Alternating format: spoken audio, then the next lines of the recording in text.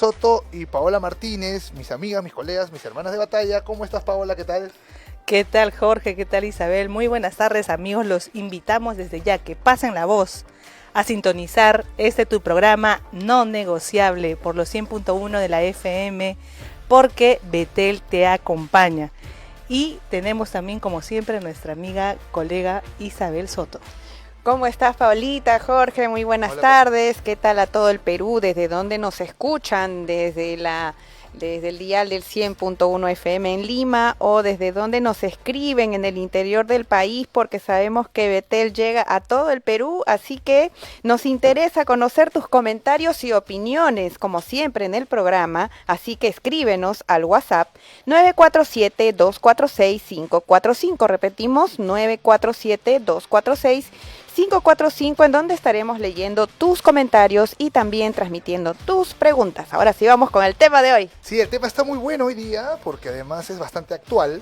Es la transformación digital en el sector público. Y para ello vamos a tener un invitado especial que voy a presentar luego del Byte. Pero la idea, señores y amigos que nos escuchan, es ver cómo esta revolución digital, estas nuevas tecnologías que están apareciendo, pueden ser usadas por el Estado y el gobierno para brindar mejores servicios públicos y para hacerle la vida más fácil a la gente. Porque esa es la idea del servicio público, hacerle la vida más fácil a la gente. Porque la gente para eso paga sus impuestos. Siempre y cuando, señores, paguen sus impuestos. Entonces, luego de esto, pasemos al país de contexto de la producción.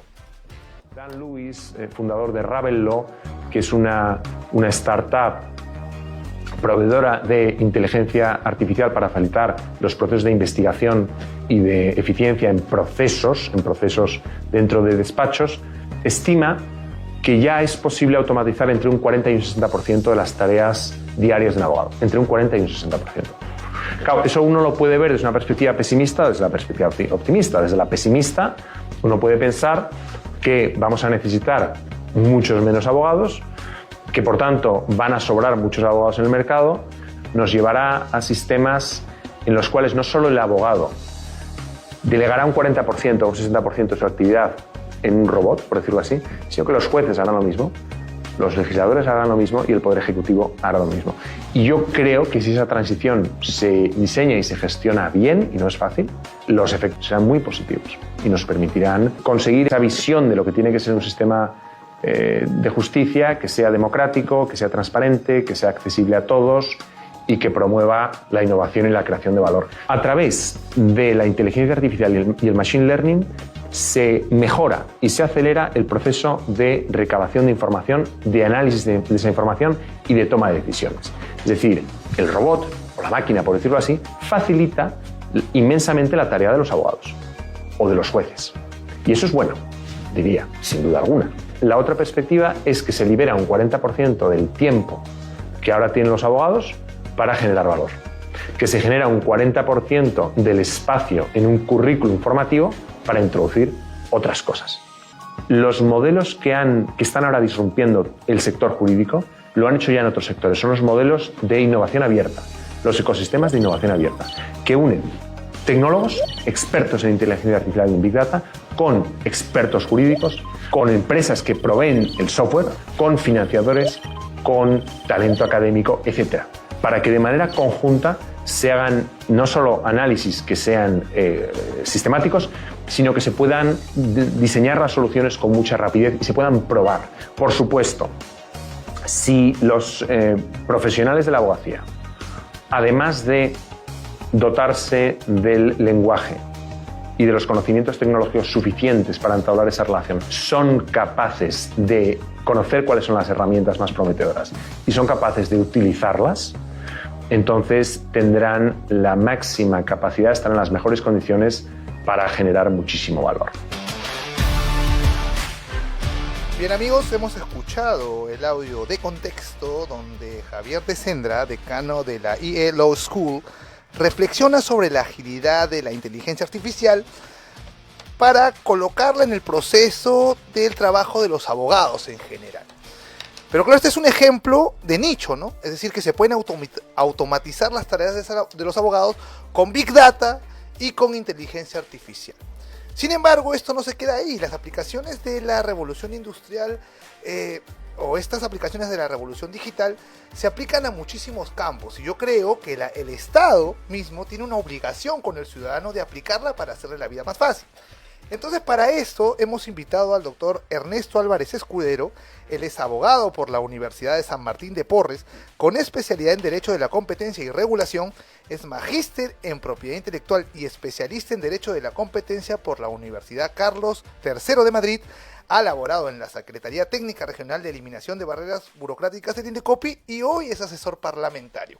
Contamos con él, que es un especialista en el tema, para que nos explique un poco de qué estamos hablando cuando hablamos de revolución digital y también de cómo el Estado podía aprovechar estas tecnologías en beneficio de los ciudadanos. Ernesto, un gusto contar contigo esta tarde. Nada, el gusto es mío. Muy buenas tardes, Jorge, y a su equipo. Muchas gracias por invitarme. Bueno, Ernesto, explícanos, ¿qué es la revolución digital o la revolución industrial 4.0? Perfecto. Me imagino que habrán escuchado desde hace mucho tiempo esto de la revolución digital, ¿no? Estamos en plena revolución, estamos siendo pioneros en nuevos temas digitales. Sin embargo, pasan los años y es como que ya no hay mucha excusa de hablar, oye, pero eso en los 90 se hablaba de la revolución digital. Y ahora seguimos hablando que todavía estamos revolucionando el ámbito digital, la economía digital.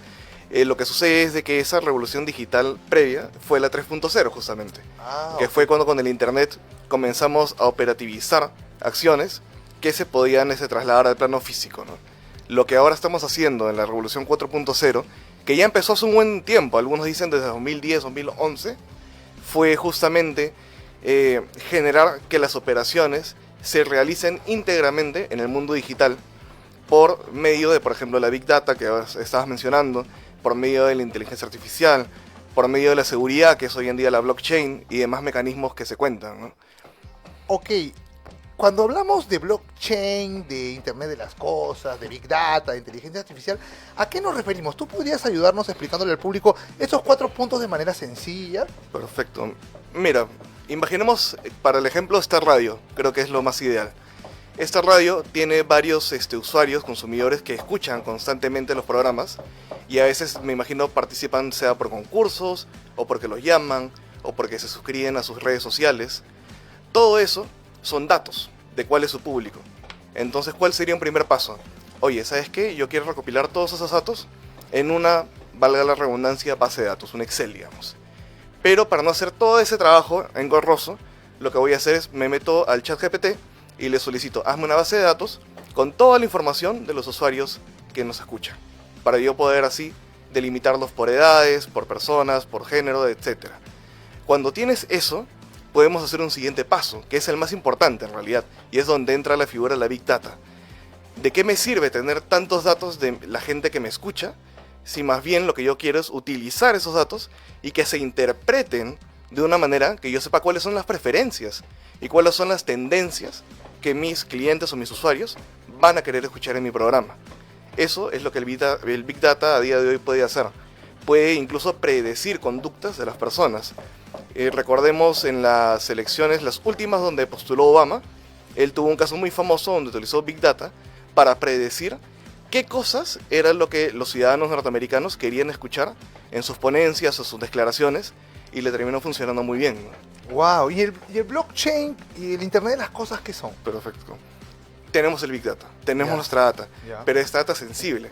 Tú no quieres que empresas competidoras tengan acceso a esa data que te ha costado tanto recopilar e interpretar. Entonces necesitamos mecanismos de seguridad. ¿Qué vas a usar? Un antivirus. A día de hoy ya no se usa tanto para sistemas tan grandes de bases de datos. Lo que vas a necesitar es un sistema integrado, que es el blockchain, o como se podría decir en español, un sistema de cadenas de bloques. Okay. Cada uno de estos bloques hay que imaginarlos, imaginemos cubos. Cada cubo dentro va a tener un pedacito de información específica. Y esa información está codificada por lo que se llama el hash, que es básicamente un código, como un password, ¿no? Una contraseña. Eso se va juntando un cubito con otro cubito y genera este blockchain, esta cadena de bloques de información. Si tú o cualquier usuario que participa dentro del blockchain modifica cualquier mínimo dato de uno de los cubitos, todos los demás que están dentro de la blockchain se van a dar cuenta. Entonces se cierra esa interconexión con ese cubo que ha sido alterado mediante sus datos. Entonces es mucho más fácil verificar y contrastar la seguridad, ¿no? Eso es básicamente la utilidad a día de hoy, la principal del blockchain. Del blockchain. Y el Internet de las cosas, para que la gente lo entienda, porque la gente lo vive, ¿eh? Vive el Internet de las cosas, Sí. pero no sabe lo No que es sabe. Internet de las cosas. El Internet de las cosas, básicamente lo podemos extrapolar a dos mundos. El más pequeño sería en nuestras casas. No sé si han escuchado una palabra que de repente suena un poquito complicada, que es la domótica, que es integrar sistemas de inteligencia, digamos softwares, a nuestro hogar. Desde el Alexa, que a veces compramos, eso ya es domótica. El Siri, El Siri es domótica y mucha gente lo tiene integrado en toda su casa. Tengo amigos que ni bien entran por la puerta, el Alexa ya sabe que las luces se prenden. Cuando llega a tal hora, ya sabe que las luces cambian y son más tenues. Te echas en tu cama, ya sabe que se prende el ventilador, por ejemplo. qué buena manera Todo de eso creerse. es Internet de las cosas en nuestro hogar.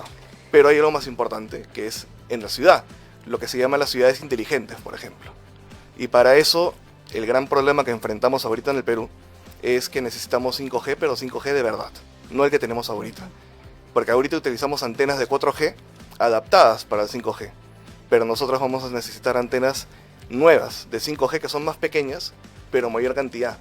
Y como se imaginarán, eso no es solo un tema burocrático, sino un tema de aceptación de la misma sociedad, ¿no? Que a veces es reacia el tema de antenas. Muy, muy interesante, doctor Álvarez, realmente con todos estos nuevos términos que en la realidad ya lo venimos aplicando, ya lo venimos viviendo en el día a día, pero como el tema del día es transformación digital en el sector público, quería hacerle la consulta.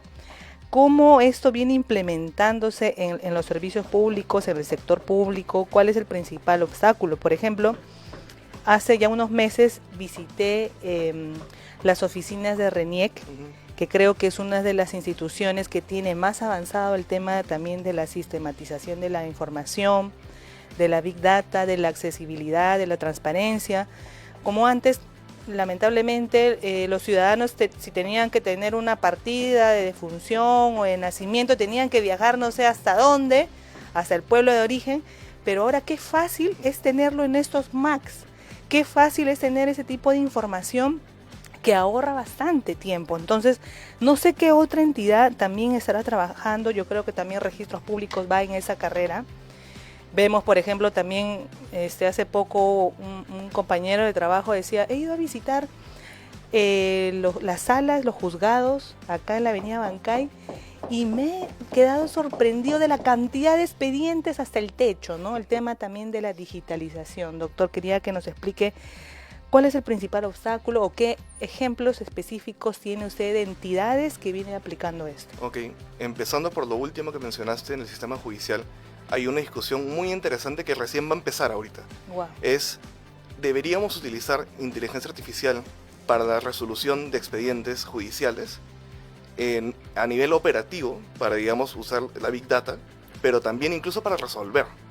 Que parte de la sentencia, del texto de la sentencia, sea elaborado por una inteligencia artificial. Eso incluso está propuesto. Hay como 2 proyectos de ley ahorita que proponen ir por ahí.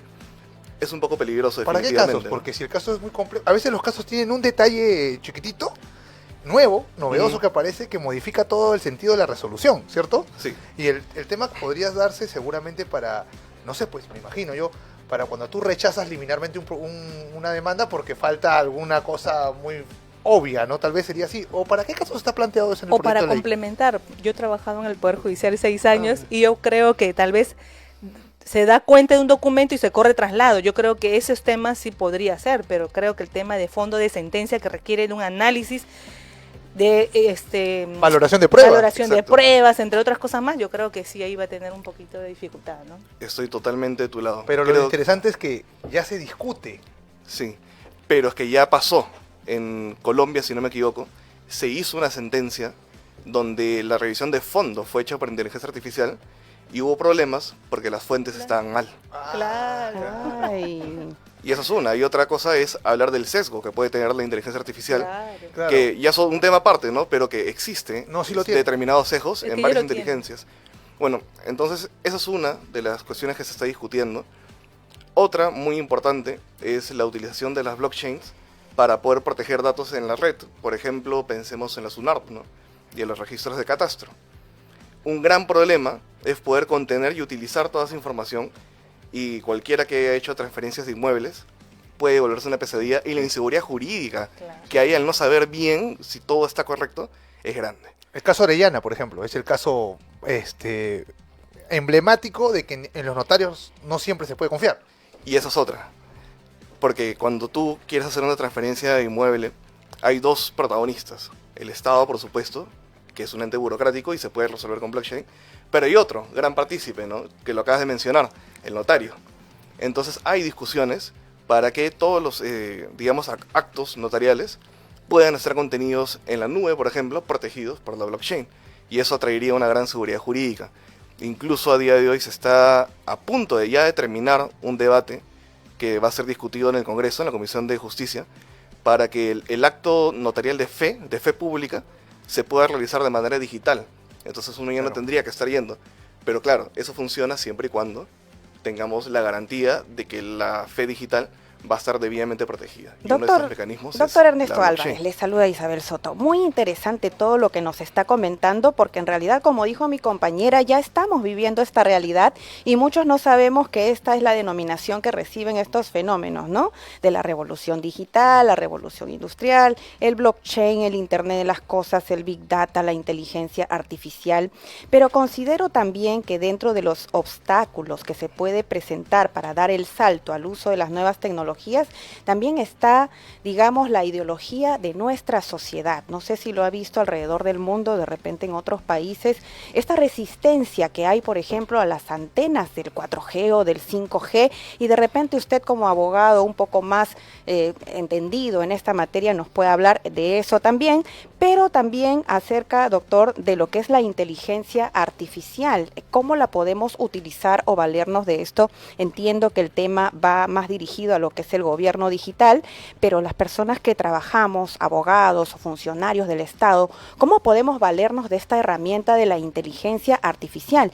Y efectivamente, como decía mi compañera, también yo hice CECIGRA en el Poder Judicial y los expedientes eran pues para llegar al techo, algo tan espantoso, de una burocracia tremenda que además afecta mucho al justiciable porque los procesos tardan años en resolverse. Estamos pasando a una era de la digitalización, doctor. Entonces, ¿cómo podemos avanzar hacia eso? A la digitalización de tremenda carga procesal de los juzgados, que es uno de los poderes del Estado muy importantes, pero también cómo el ciudadano o el funcionario puede valerse de la herramienta de la inteligencia artificial, y el tema de la resistencia, doctor, por el hecho de ser las antenas de 4G o de 5G.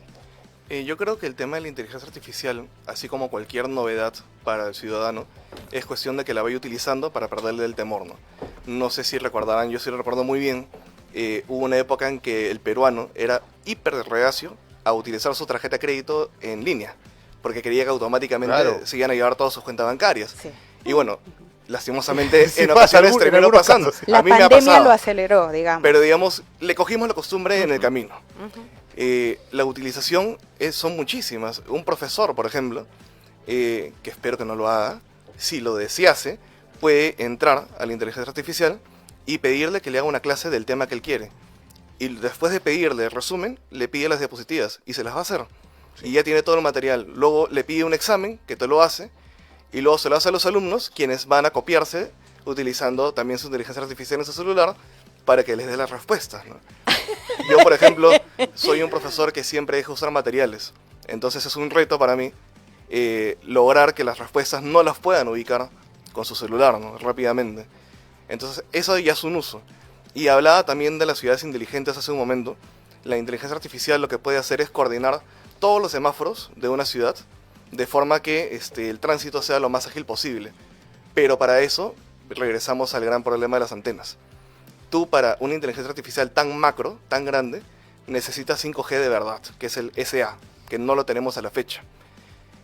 Hay muchos problemas, sobre todo a nivel municipal, porque instalar una antena es, entre comillas, sencillo, a nivel burocrático, a nivel jurídico, porque es de producción automática. Tú vas, tienes todo tu papeleo, tu file, y si está correcto te ponen un sello y ya está. Puedes desplegar tu infraestructura. ¿Cuál es el problema? Que las municipalidades no hacen caso a esta normativa de alcance nacional, no necesariamente porque no quieran, sino porque la ciudadanía que los eligió son muy reacios a que se construyan antenas cerca de sus casas. Es una paradoja, ¿no? Queremos los frutos, pero no queremos el árbol. Y nunca mejor dicho, que las antenas Claro, son no árboles queremos gigantes. asumir el costo de lo que Pero realmente implica tener esos beneficios, ¿no? Entonces, Solamente hay una consulta. Yo sé que usted está muy capacitado en estos temas. ¿Usted sabe si es que es cierto el tema del impacto de las ondas que producen estas antenas realmente tiene repercusión en la salud? Porque yo creo que de ahí viene el punto. Yo sé que eso no es el tema, pero tal vez usted tiene conocimiento en relación y a las eso. anteriores no sienten no pasan lo mismo con las anteriores, con las 4G. O sea, y pregunto, no están, para complementar la pregunta de Paola, no estamos exagerando el principio precautorio, que creo que es el principio que se está aplicando en temas de derecho ambiental, ¿no? Para que la gente lo entienda, es el principio en el cual no necesito acreditar que hay un daño, sino la posibilidad, ¿no? O falta de estudios para poder anticipar una medida preventiva, digámoslo así, para que la gente Y lo me entienda. parece, doctor, para complementar, que hace poco salió en un dominical el caso de una familia cuya esposa tenía, bueno, un esposo tenía a su esposa con un tema de cáncer al cerebro, algo así, en San Isidro, donde había demasiada concentración de radiación. Eso también está regulado por el Estado, y ¿tiene eso algo que ver con el 5G? ¿Y en Europa cómo usan entonces? Esa es mi pregunta también. O sea, en Europa, Hay en antenas Estados Unidos. 5G por todos lados. Claro, o sea. No, sí estudié un poquitito el tema, porque cuando trabajé en el Indecopi, parte de la labor era capacitar a las municipalidades para que no tengan burocracia ilegal. Y uno de los grandes temas era las antenas, ¿no? Entonces sí tuvimos que capacitarnos un poquito para explicarles de que no había ningún tipo de peligro, ¿no? Todo genera radiación en realidad. Nosotros como seres humanos generamos radiación. Pero hay varios tipos de ondas de radiación, y las ondas que genera el 4G, el 5G, no pueden penetrar en la piel, para empezar. Se quedan en la primera capa y rebotan simplemente. Entonces por ahí no hay ningún peligro, ¿no? Es cuestión, creo, de seguirlo explicando a la gente, pero como tú bien hablabas del principio precautorio, no recuerdo el número de la sentencia, donde la ex magistrada Ledesma tuvo un acercamiento que me pareció muy incorrecto, muy peligroso. Ella mencionaba de que por el mismo principio precautorio, ante la duda de que no se ha demostrado que sí hace daño, porque hay estudios que dicen que no, pero como no hay uno que defina algo de manera concluyente, sí deberían las municipalidades tener mucho cuidado con aprobar instalaciones de antenas. E incluso fue más allá, diciéndole a la municipalidad, en ese caso era del Callao, si no me equivoco, que genere mayor regulación para cuidar la salud de las personas de su municipio, lo cual ya incluso es debatible cuáles son los alcances del Tribunal Constitucional para estarle pidiendo más regulación Claro, eso a una no le corresponde, municipalidad, ¿no? ¿no? Porque si no, para tal caso, Pero claro, si nuestras autoridades tienen estos sesgos, yo creo que tenemos un gran problema, porque entonces ¿cómo le vamos a explicar a la ciudadanía que si sus autoridades desconfían de la infraestructura de telecomunicaciones, ellos también lo van a hacer? Sin embargo, hubo un gran cambio en pandemia, creo yo.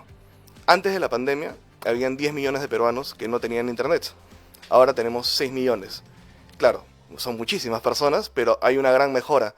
¿Por qué? Porque vino la pandemia, nos encerraron en nuestras casas y nos dimos cuenta, incluso la gente que tiene el dinero para poder acceder al internet de manera cómoda, tenía problemas de conectividad para trabajar, para estudiar. Entonces, uno no se puede ni imaginar los problemas de los niños en zonas rurales que tenían que seguir con sus clases de manera virtual. Y no había internet porque no había la infraestructura para el despliegue de la banda ancha. Y esto, digamos, generó un cambio de paradigma y hemos estado mejorando en la materia. Tenemos un problema pendiente de todos modos. La concesión de la red óptica de banda ancha le pertenecía, o estaba concesionada, mejor dicho, a una empresa que se llama Azteca. Y en 2021, si no me equivoco, venció esa concesión y Pronatel, que es una entidad empresaria del Estado, se quedó con esa concesión diciendo que era mientras tanto, mientras que buscaban otra empresa privada a la cual concesionarla.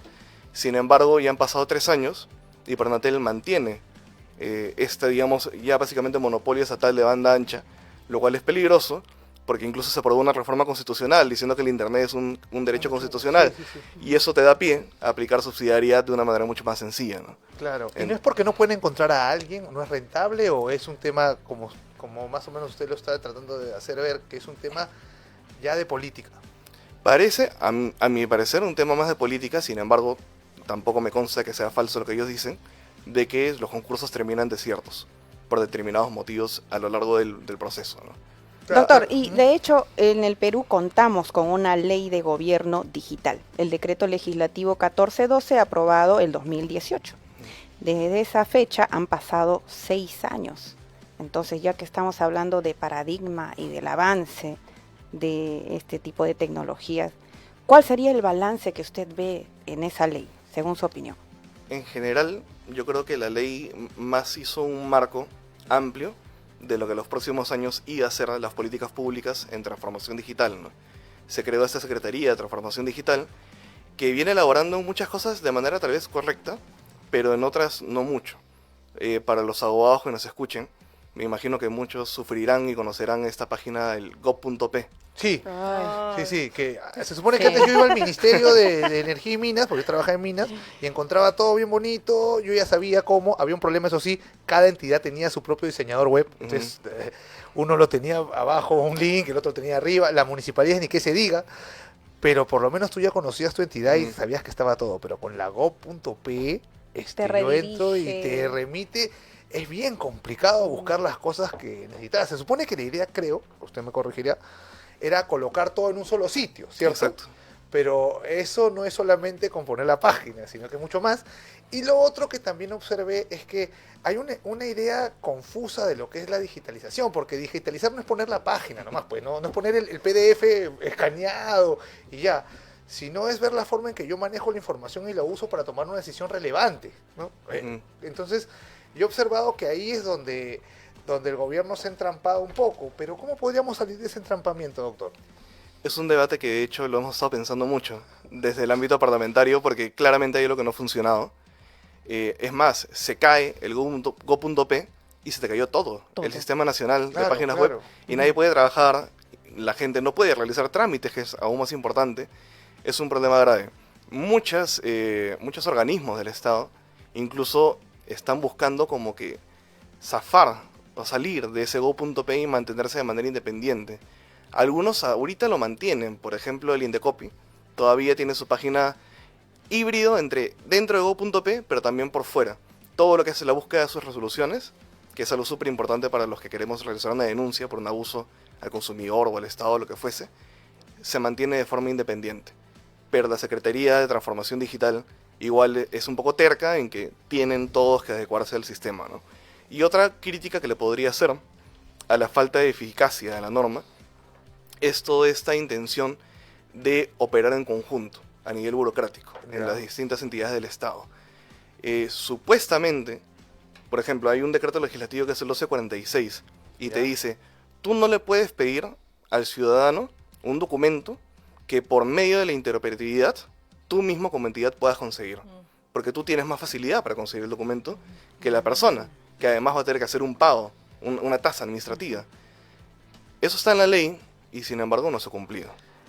Qué buen tema que ha tocado, porque justamente, cuando hablamos de este tema de la interoperabilidad, o creo que así se llama. Sí, es no demasiado grande. La gente tiene que entender que es cuando dos sistemas de datos, digamos así, se pueden pasar información uno tras otro sin problemas, ¿no? Porque a veces estás escrito en un lenguaje de programación y otro en otro lenguaje de programación y ahí sí la cosa se complica.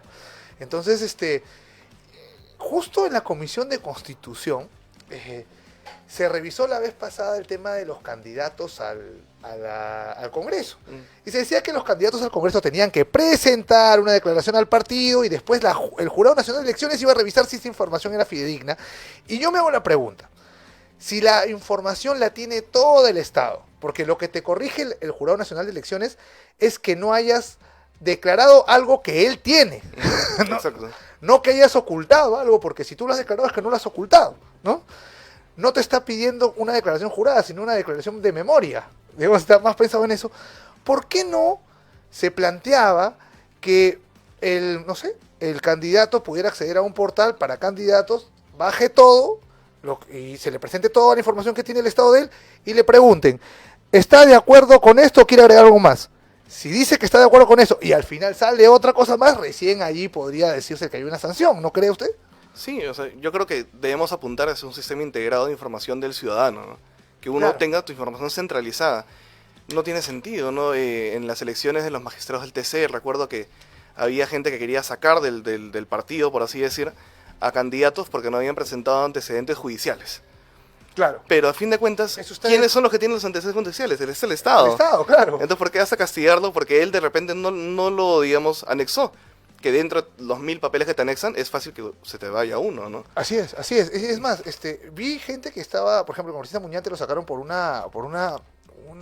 recibo por honorarios de no me acuerdo cuánto, que era un monto mínimo, pero si está declarado porque por algo la SUNAT tenía la información, ¿por qué voy a cargar al ciudadano con un examen de memoria, ¿no? Inclusive creo que hubo un candidato de Fuerza Popular que lo sacaron por un carro que vendió en el 80, y si el Jurado Nacional de Elecciones, si el Estado tiene esa información, debe ponértela fácil porque tú eres el ciudadano, para eso tú le pagas.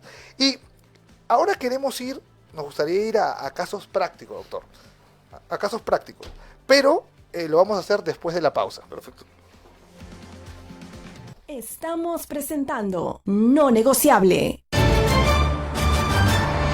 En Betel nos preocupamos por llevarte la mejor información. Actual, veraz y de interés nacional e internacional. Hora Punta. El programa que te mantiene conectado. Sintonízalo de lunes a viernes a las 10 de la mañana. Hora Punta. Con Fabricio Escajadillo en los 100.1 FM. Betel te acompaña. Hola, soy Alejandro Muñante, congresista de la República y conductor del programa Cuestión Previa. Un programa de análisis político sobre la realidad nacional que otros medios no te dicen y un espacio para escuchar la voz de todos nuestros ciudadanos. Envía tus denuncias, preguntas, sugerencias u opiniones al WhatsApp 947-246-545 o llámanos a los números 613-1701 o al 613-1709. Sintonízanos de lunes a viernes a partir de las 8:30 de la mañana. Cuestión Previa por Betel Radio 100.1 FM. Te acompaña. ¿Listo para comenzar tu día con mucha energía? Sintoniza Café y Noticias. Un espacio donde te ofrecemos la combinación perfecta entre información fresca y el aroma de tu café matutino. De lunes a viernes a partir de las 6 de la mañana. No te pierdas ni una sola mañana de tu programa Café y Noticias. Continuamos con No Negociable. Amigos, estamos nuevamente de regreso en tu programa No Negociable el día de hoy. El tema es transformación digital en el sector público. Y estamos recibiendo tus mensajes o consultas al 947-246-545. Queremos saber desde dónde nos estás escribiendo. Estamos ya en el segundo bloque de este tema tan importante y queríamos consultarle al doctor Álvarez Escudero, especialista en el tema. Por ejemplo, en el caso ya aterrizando un poco más casos prácticos, ¿no? Por ejemplo, en el tema de SUNAR, que es registros públicos, amigo, tú que tienes tu casita inscrita, no sé, acá por Lince o por La Molina, acá mis amigos. Que has enfrentado una triplicidad registral, porque eso ocurre. Y que estás seguro porque según tú tienes tu alerta registral y todo bien, pero ¿qué pasa un día si entra, pues digamos, un hacker, así, no sé, el nombre, ¿no? Puede tener diferentes nombres, entra y vulnera el sistema de protección de registros públicos y ya no eres el dueño de tu casa, sino el dueño de tu casa es el doctor justamente Ernesto Álvarez. Que es un experto en el tema, que es un experto en el tema. Por eso, preocúpate. Entonces tú dices, Dios mío, ¿qué pasó? Entonces, y a su vez, el doctor Álvarez lo transfirió a Grecia Oré, nuestra productora. Y ella a su vez al pastor Aguayo. Te va a mandar a pausa, Grecia. Entonces tú dices, es una Dios organización mío, criminal, ya es un tercero de buena fe que lo adquirió y según la ley ya él es propietario. Entonces es un caso hipotético, suena, ¿no? Da risa, pero tal vez puede suceder en alguna ocasión o en el futuro. Ustedes saben que la inteligencia, así como va evolucionando para bien, también obviamente para mal, y los sistemas cada vez más tienen que tener ese control. Doctor, ¿cómo podría a través de ese tema de blockchain que usted explicó en los procesos de SUNAR, cómo se podría mejorar, por favor, de registros públicos? Mira, hace un tiempo, hace aproximadamente un año me mudé y 3 casas que estaban ya listas, que me gustaron, se cayó todo por un tema de problemas registrales, justamente.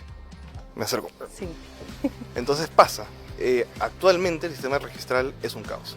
Y cualquiera que haya trabajado con para poder mudarse a un nuevo hogar, lo habrá tenido que disfrutar de manera negativa. Y claro, y eso es a nivel simplemente burocrático. Ya ni hablar del ejemplo que estás poniendo ahorita, ¿no? Que es que hay un hackeo a la información que está colgada en la red de la SUNARP. Y que debe haber pasado incluso más de una ocasión. Una gran solución, como bien lo mencionabas, es el blockchain. En vez de que esté la información subida, por ejemplo, a una nube común protegida por un antivirus simple, o que esté subida dentro de la misma página web sin un backup, que eso ya sería un pecado para mí a día de hoy, lo que tendrías es que esa información esté subida en estos que explicaba antes como cubitos de información, cada uno protegido por su propio código y donde son los mismos usuarios los que pueden generar la verificación de seguridad de esta blockchain. Este sistema, muchos dicen, yo la verdad mis conocimientos no llegan tanto como para poder asegurarlo, pero los expertos tienden a decir que es inhackeable la blockchain. Entonces, ¿podrías con eso ya evitar que te estés pagando la copia certificada con la copia que no tiene valor? Que ya es... Se supone que si voy a un lugar público para que me den un certificado tiene que tener valor, ¿no? No me vas a dar uno que... No, este no tiene valor, este sí tiene valor, pero sale de la misma entidad, ¿no? Claro, y me ahorra costos. Ese sería el siguiente paso, ¿no? Si ya aseguramos la seguridad, entonces hay que volver a ver los trámites que tenemos que realizar y simplificarlos definitivamente. Doctor, ¿qué estudia entonces un especialista que se dedica al blockchain, a la big data, a la inteligencia artificial? Porque vemos que es muy importante no solo de implementar en SUNARP, sino que esta interoperabilidad podría mejorar incluso otro tipo de sistemas como los que tiene Indecopi, que dice que tiene un sistema aún híbrido, ¿no? No ha migrado totalmente al gobierno digital, digamos al gov.pe, conserva su página, pero es una curiosidad que tengo. ¿Qué se estudia para aprender todo esto? Y si nosotros como ciudadanos y funcionarios deberíamos tomar un curso tal vez de inteligencia artificial con todo esto que nos está comentando y cómo la interoperabilidad puede mejorar el sistema de atención al ciudadano en cuanto a los registros. A nivel jurídico, los expertos son los de derecho informático que se especializan en protección de datos personales. Yo tengo una abogada, una amiga que es abogada muy querida, la cual justamente se especializa en eso, ¿no? Es experta incluso si alguien te ha difamado en línea, ella sabe cómo hacer para contactar con Google y que se eliminen todas las noticias de tu persona, ¿no? Negativas. Nos va a dejar el número, por favor. Ahí se lo dejo la tarjeta. Y a nivel ya más técnico tienes a los ingenieros informáticos, por supuesto. La inteligencia artificial en sí misma es multidisciplinaria, porque tiene el lado de protección de datos. Una inteligencia artificial mal usada puede robar datos, y ha pasado muchas veces. Puede incluso vulnerar derechos de propiedad intelectual. A veces cuando le preguntas que te arme, por ejemplo, un artículo o un resumen, y lo publicas, tú creyéndote el vivo, no te das cuenta que ella, la inteligencia, ha cogido párrafos no citados de diversos autores, de artículos previos, y ya tú te metiste en no hay un caso donde inventó artículos todavía. También pueden inventar artículos, sí. Inventó fuentes. ¿El Turnitin es parte de eso, doctor? ¿De los que captan lo que ya ha sido registrado en la web? Sí, claro. Puedes usar la herramienta del Turnitin para posteriormente poder contrastar y evitarte meterte en un lío tan grande, ¿no? Porque mucha gente no sabe, pero los derechos de autor no es un tema solo del Indecopi, ¿no? Es un tema tanto civil como incluso penal. Entonces hay que siempre tener mucho cuidado con esas cosas. Por eso, doctor, que yo no publiqué mi tesis. Está bien resguardada. Doctor, yo que estuve en el tema minero, hablando de la interoperabilidad, ahora sí lo hemos pronunciado bien, me enfrenté siempre, no solo con que una entidad me pidiera lo que ella misma me emitió, que ya eso sí se puede solucionar sin tener que hablar de revolución digital, eso ya es criterio, ¿no? Sino que en el Perú hay varias concesiones, tanto mineras, energéticas, de electricidad, de forestales, de todo tipo, pero no hay un sistema que te diga a ti dónde estoy colocando mi concesión. Si bien hay un programa que es el GeoCadmin, no es una base de datos completamente sistematizada en tiempo real que tú lo puedas observar y jugar con la información, porque yo creo que lo importante cuando tú estás en la era digital no es que veas un PDF, pues, sino que tú puedas jugar para tomar información relevante sin modificarla, simplemente tú interpretarla de diferentes maneras. Entonces, ¿cree usted que ahí podría haber un avance y podría esto derivar tal vez en la reducción de ciertos conflictos que hay por la titularidad? Bueno, yo creo que definitivamente si lo hiciésemos sería correcto, sí se simplificaría toda esa problemática. Supuestamente la norma del 2018 iba un poco por ese lado, pero como el tema de la interoperatividad no ha funcionado realmente hasta el día de hoy, todavía creo que yo recomendaría más bien empezar por pasos más sencillos de repente, por que los antecedentes judiciales, los antecedentes penales. Hablamos del Indecopi, quieres iniciar un negocio, necesitas licencia de funcionamiento, licencia de edificación, puede ser habilitación urbana, tu certificado de seguridad ITSE, pero a veces necesitas otras cosas. Oye, quiero utilizar la calle para hacer la obra, permiso al MTC. Ahora está este famoso permiso de certificado ambiental también para algunas situaciones. Es una zona culturalmente protegida, tengo que ir al MINCUL para averiguar hasta dónde alcanza todavía. Ni siquiera entonces se arma una odisea de permisos que yo creo que más bien por ahí podríamos empezar a tener un sistema centralizado de autorizaciones. Y eso es algo que sí está dándose en algunos sectores, por ejemplo, en derecho consumidor y en derechos de autor, que lo está manejando el Indecopi. Y en algunos otros temas posiblemente también sea futuro. En esta discusión del cine también se va a dar, ¿cómo se llama? La ventanilla única. Es una ventanilla única de trámites, de forma de que si yo, para hacer un negocio, necesito 10 trámites municipales y 3 nacionales de ministerios, todos esos trámites los voy a hacer por una mesa de partes única y además virtual. Mejor. Pues, y eso te va a simplificar muchísimo el trámite. Y yo creo que es ahí donde tenemos que apuntar a corto plazo. Ya, claro, está bien, porque al final de cuentas el ciudadano de verdad termina convirtiéndose en un abogado cuando pasa el tema de la municipalidad. Termina teniendo clases bien angustiantes, más angustiantes que la universidad, porque se le puede malograr un negocio. Y yo he visto en varios casos donde, por ejemplo, no, necesito la opinión de Lana. Y ahora conocer el Lana. No, necesito la opinión de tal ministerio. Y el problema que se hace es que se desincentiva las ganas de invertir.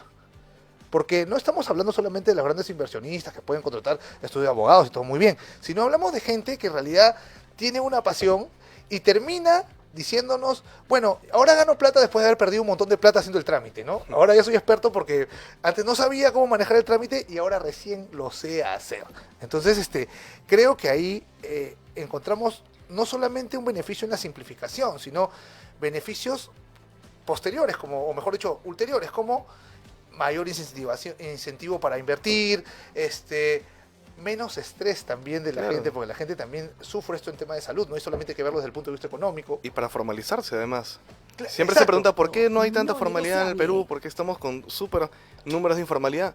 Claro, porque tú, Estado, no me dejas. Exacto, no me dejas, claro, exactamente. Doctor, hace poco salió una denuncia, no recuerdo el canal, en relación al mal uso que le estaban dando con el tema de consultas de RENIEC, pero obviamente salió identificado quiénes eran esas personas en el despacho del congresista Darwin Espinosa, quiénes eran esos colaboradores, trabajadores del despacho que estaban haciendo esta revisión de RENIEC, porque sabemos que el Congreso de la República y otras entidades tienen esta plataforma de acceso y de consulta.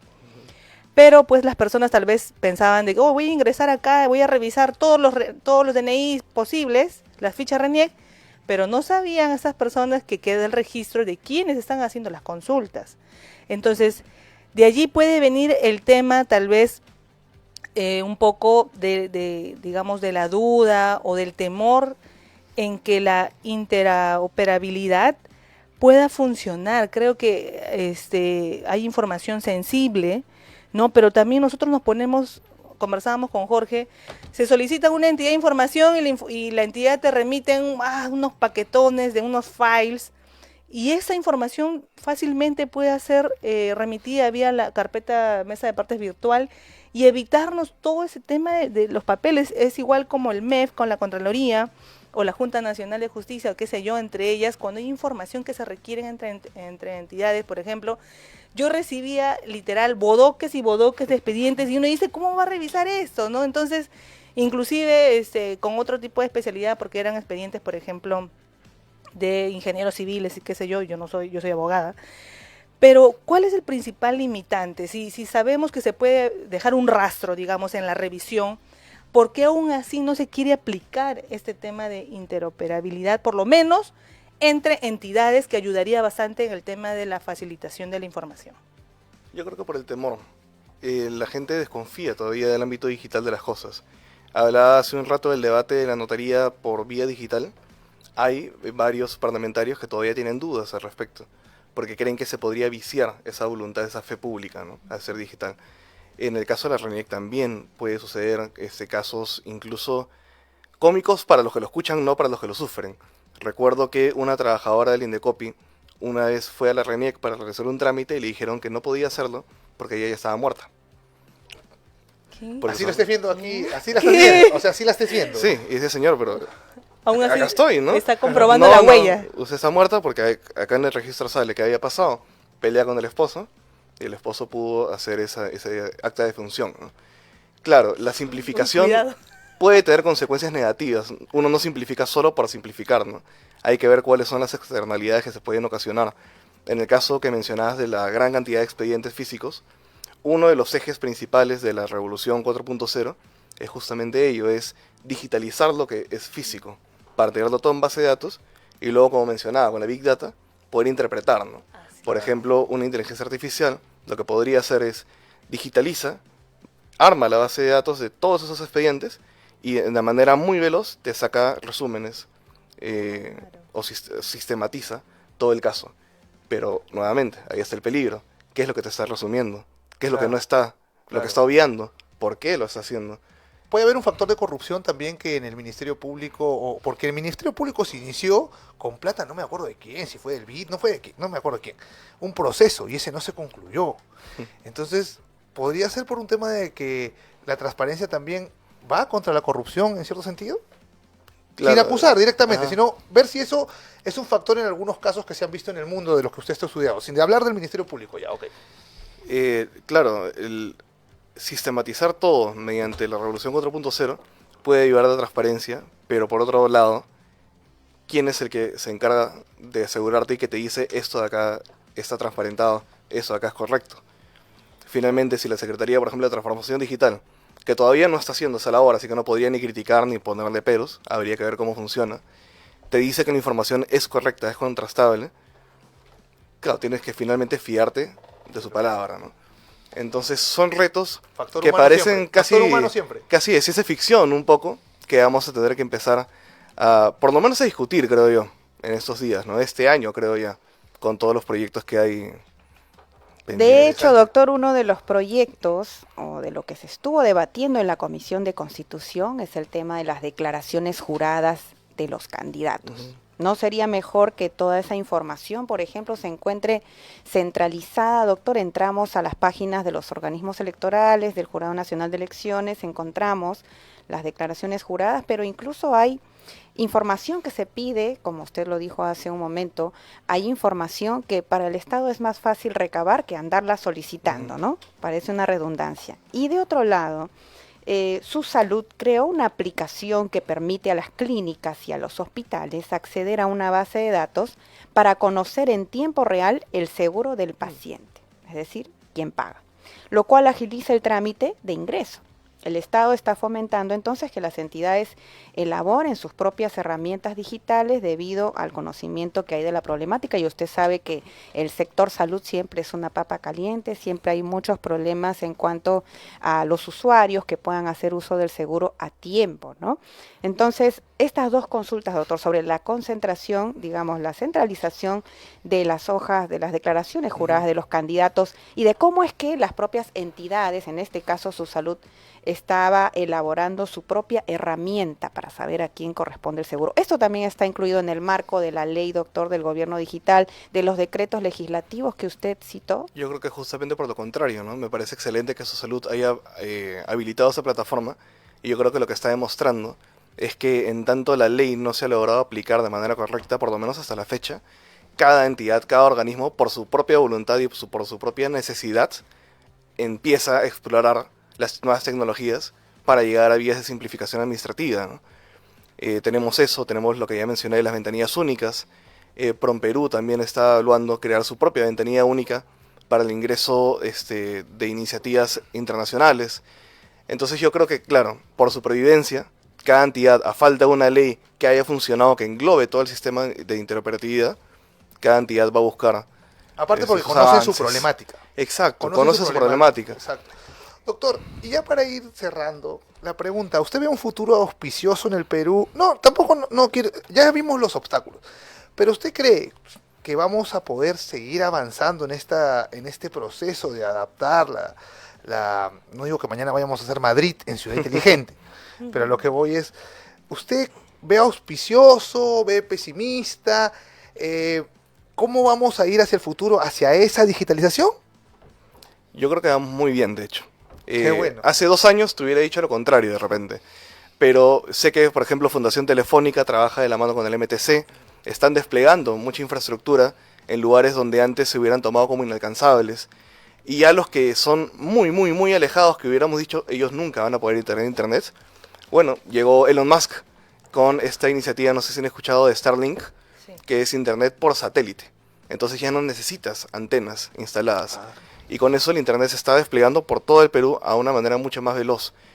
Y como en algún momento mencioné, que estemos todos conectados al internet, es la base para poder desarrollar todo lo que vamos a necesitar en esos años, ¿no? Sin internet no hay Big Data, no hay inteligencia artificial. Doctor, y no de hay otra blockchain. forma la pregunta, ¿cuáles son los principales desafíos para la implementación de estas tecnologías en general en la administración pública? Lo primero, creo que la red de fibra óptica tiene que ser concesionada, ya. Yo soy un fiel creyente de que el Estado puede hacer bien muchas cosas, pero en lo que no es muy bueno es como gestor, como empresario. Y eso creo que está más que demostrado a lo largo del tiempo, y no es saludable que mantenga durante tantos años algo tan importante como es el cierre de brechas de infraestructura en telecomunicaciones, ¿no? Creo que un privado tiene que encargarse de eso, más bien siendo supervisado por el Estado. Creo que una vez tengamos eso, le sumamos el Starlink que llega a otras zonas y le sumamos las alianzas Estado-privado para instalar infraestructura en zonas donde la gente no tiene los recursos para tener un internet, digamos, pagado, creo que con eso vamos a avanzar muchísimo. Y ya vamos a empezar justamente ahí sí de hablar de una correcta interoperatividad y de personas, ciudadanos a la vez, que van a estar más capacitados y van a conocer cómo funcionan estos sistemas y se van a animar a utilizarlos también. Que es algo Excelente, doctor Ernesto Álvarez Escudero, ha sido un gusto tenerlo con nosotros, de verdad, ha sido prácticamente una clase para nosotros el tema y espero que todos nuestros ciudadanos que nos escuchan la hayan disfrutado también, señores. Este ha sido No Negociable, le damos las gracias y esperamos tener en otra oportunidad. Muchas gracias, muy buenas tardes. Les sugerimos, por favor, que ya un poco de la modernidad esta pueda ir ingresando a tu casa. Muchos de los que nos escuchan dicen, ay, mi hija hace mediante el celular, yo no puedo. No, ya es momento que te capacites. Esto ya está delante de nosotros y tú tienes que capacitarte. En inteligencia artificial yo sé que hay muchas entidades que tienen inclusive cursos gratis, en los cuales tú puedes ir capacitándote porque es momento ya de utilizar estas herramientas a tu favor. Así que, amigo, capacítate. Así es, muy importante todo lo que se ha tratado el día de hoy, un nuevo lenguaje que ya estamos viviendo y que es necesario actualizarse, por favor, no solamente por un tema de moda, sino sobre todo de productividad, nos hace la vida un poco más fácil, la interoperabilidad, el tema del internet. Bueno, amigos, esto ha sido todo por hoy y esperamos verlos en una próxima edición de su programa No Negociable, porque Betel te acompaña. Hasta luego. Hemos presentado No Negociable. Sintonízanos los lunes y viernes a las 5:30 de la tarde. Solo por Betel te acompaña. 100.1 FM. El CIS te recuerda.